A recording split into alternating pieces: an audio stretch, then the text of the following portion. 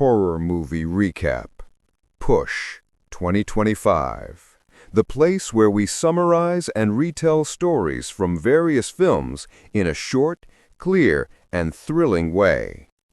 Every story here is a rewritten recap, crafted and delivered in our own style, so you can enjoy the plot without having to watch the original movie first. So sit back, get ready, and let's dive right into the story. A pregnant woman finds herself trapped inside a house while someone out there is hunting her down. Will she survive or end up as his next victim? Let's dive in. The story opens with a couple, Natalie and Matt, sharing a tender moment together. Matt, an American, suggests that Natalie, who's from Spain, should move with him to the U.S. He promises to talk to his parents and make things work. Natalie seems delighted by the idea, but suddenly the lights in the room flicker strangely.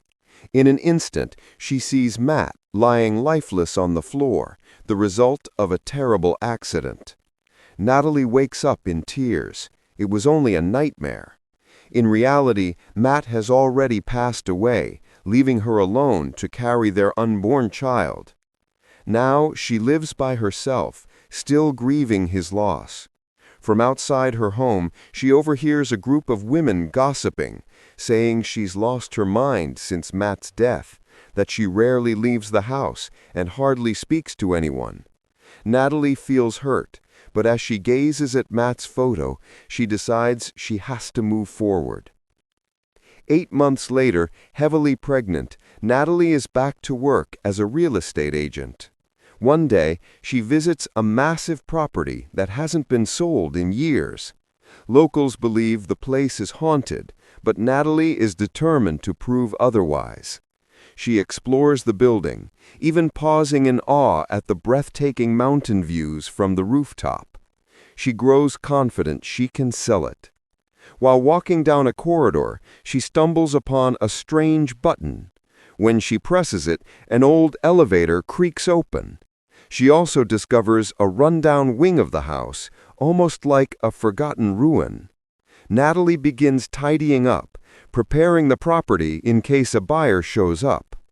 Later, she calls her mother, who warns her not to push herself too hard. Her due date is close. The baby could arrive any time. But Natalie insists. She gave her boss her word that she'd get this house sold today. She's the only female agent in the company and also one of the top performers. Her boss believes in her. Still, inside the bathroom, Natalie breaks down, her grief for Matt weighing heavy on her. Her love for him hasn't faded, even now. Just then, there's a knock at the door. Assuming it's a client, she walks over to answer. But when she opens it, no one is there. Stepping outside, she looks around. Nothing. Uneasy, she locks the door and heads back in. And then, out of nowhere, she notices a man already standing inside the house. He introduces himself as a potential buyer. Natalie wonders how he managed to get in, but lets it slide. The man explains he saw the for sale sign outside and decided to come in.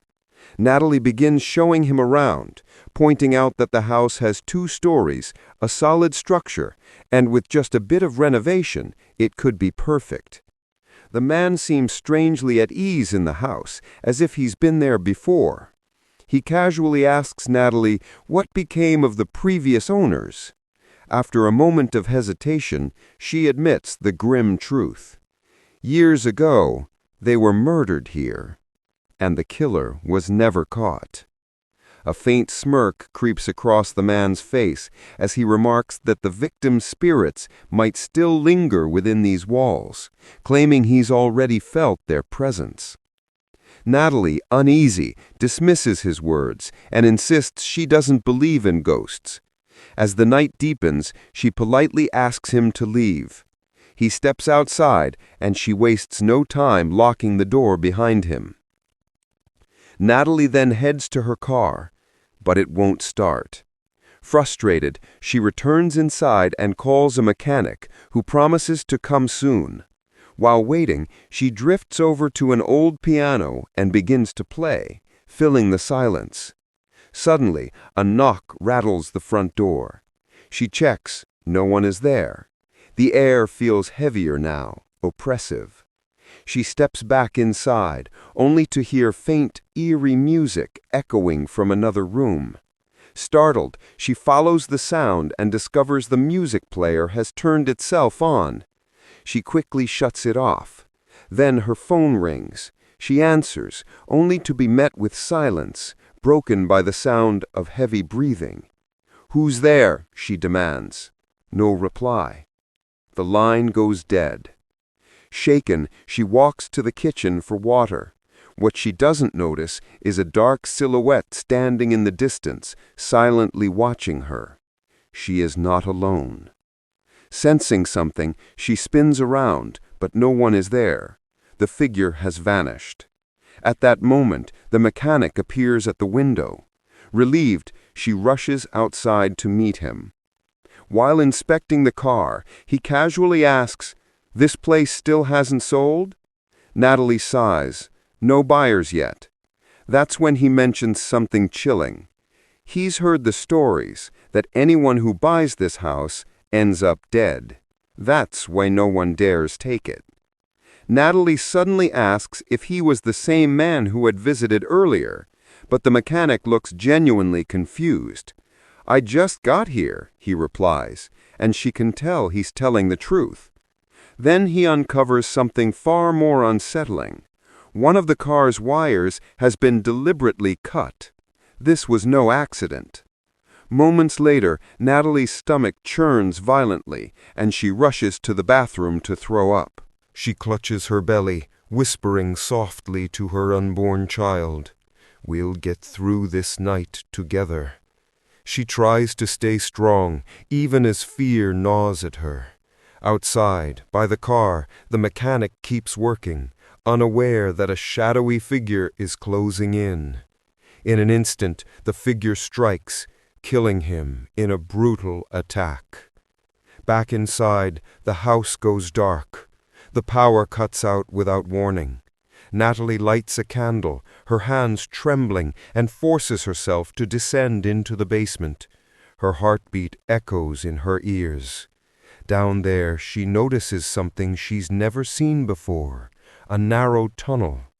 Uneasy, she slams the basement door shut and hurries outside, only to discover the mechanic has vanished. Her fear deepens. A sudden noise upstairs. She creeps up to investigate. Empty. Then, running water from the bathroom. Maybe the mechanic? She calls out, but silence answers back. She pushes open the door. No one's there.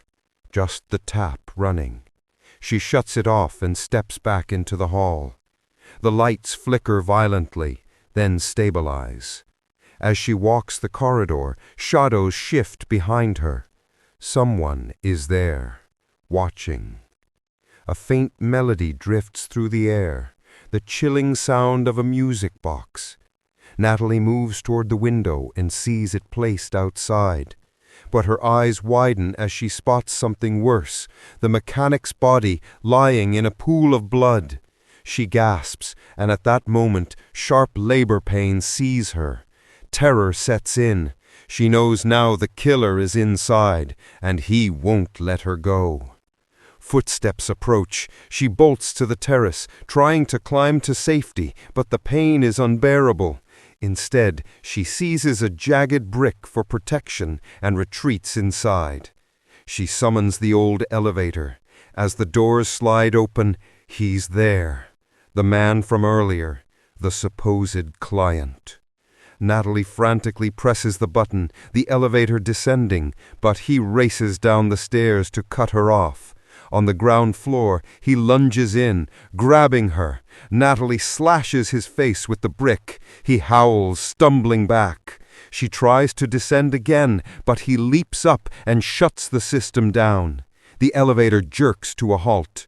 Trapped, Natalie pries the doors open and crawls out. Her foot snags, her sandal slips free just as the elevator crashes down. She barely escapes, bruised and shaken. Natalie stumbles outside, racing to her car. She fumbles with the keys. Nothing. The engine is dead.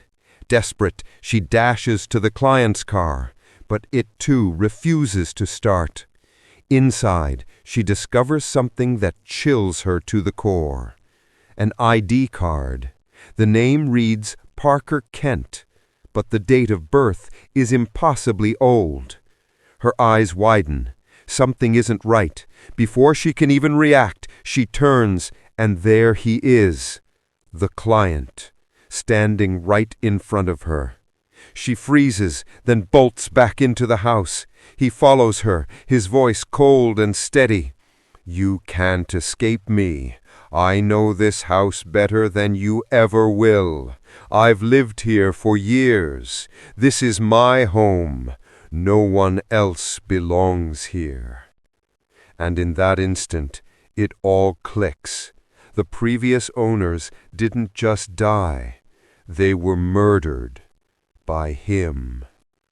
Panic takes over. Natalie locks every door and rushes to call the police. But the line is dead. Desperate, she searches a cupboard and stumbles upon an old map of the house. It reveals a secret tunnel leading from the basement to the outside. Without hesitation, she scrambles down and crawls inside. Eventually, she reaches a metal grate, but it's too tight. Her torso squeezes through, but her stomach gets stuck. That's when she hears it, a sound. She twists her head and sees him crawling after her, slithering like a serpent through the tunnel. Horrified, she forces herself through, finally breaking free beyond the grate. She runs back into the house and reconnects the phone line. This time, she gets through to the police, pleading with them to hurry. But her relief is short-lived. The killer breaks in again, prowling through the rooms. He heads upstairs, unaware Natalie is hiding below. The moment his guard drops, she strikes, slamming into him and sending them both crashing out the window.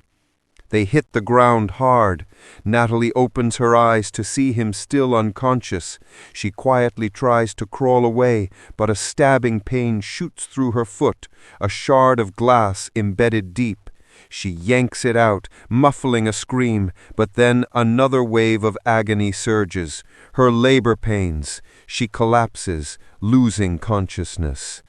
Hours later, she wakes to flashing lights and two officers. One lifts her into the car, while the other heads inside to investigate. Relief washes over her, until a scream cuts through the night. The killer ambushes the officer inside. The cop outside calls for his partner, but silence answers back. Alarmed, he locks Natalie in the car and rushes in. Moments later, gunfire. Natalie's heart sinks.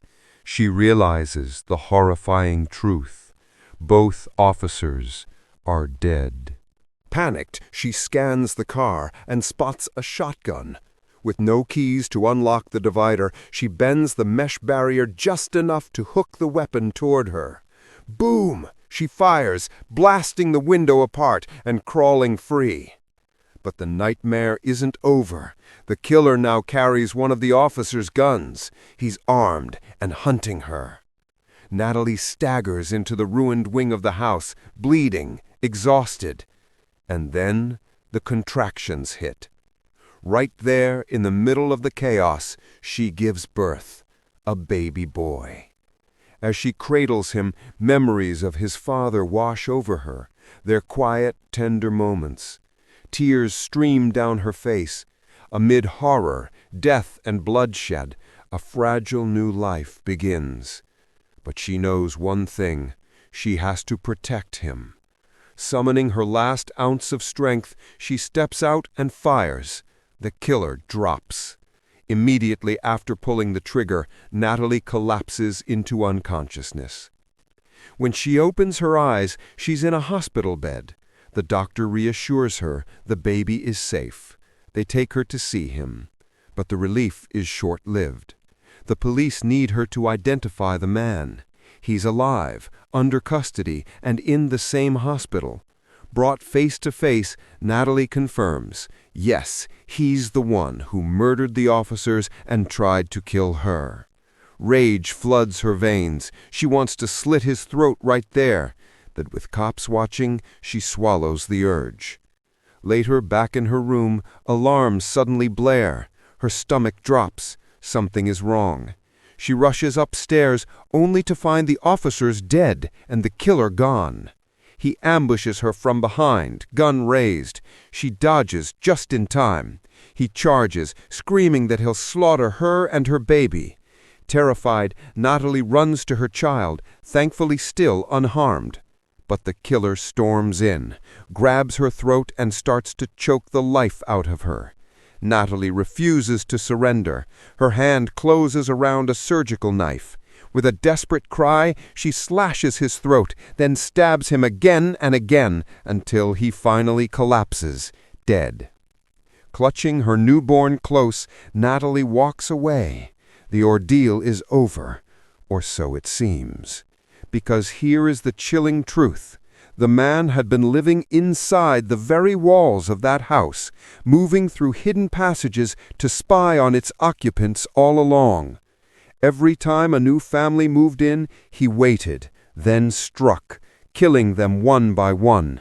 The townsfolk believed the house was haunted, but the reality was far more terrifying. There were no ghosts, only a madman, hiding in the walls, watching from the shadows. That was the story we just explored. Every tale always leaves a trace, whether it's just a shadow or a nightmare that haunts the night. Thank you for staying with us until the end. Don't forget to like, share, and subscribe so you won't miss more mystery and horror stories. See you in the next video, if you still dare.